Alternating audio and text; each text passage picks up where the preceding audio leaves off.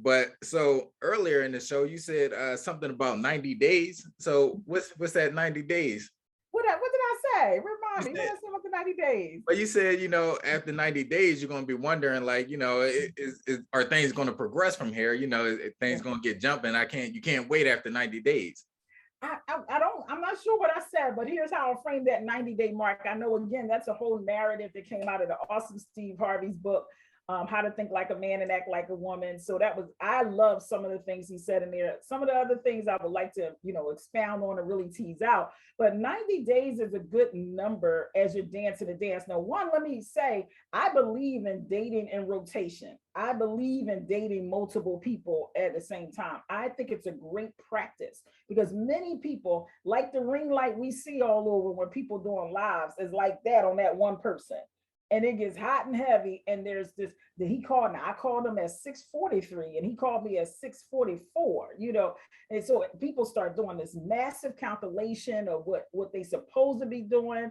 And we begin to, a lot of times, too much too soon, generate what we want from that one person, almost like a demand, more than an expectation. It's almost like a demand, like he's supposed to call me every day, right?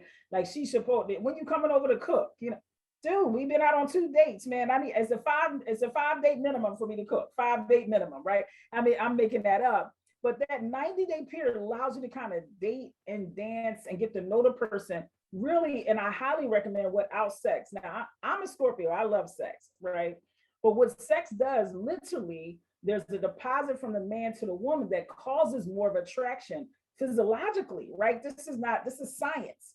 So you might start overlooking stuff about him that you would be checking off on that toxic list, except you didn't have sex. And that deposit be start having you to comb over.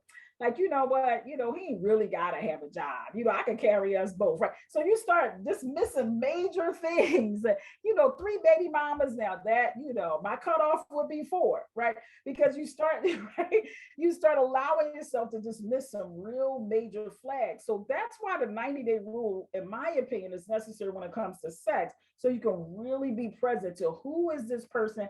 How do they matter in my life? So it's not about just holding the cookie.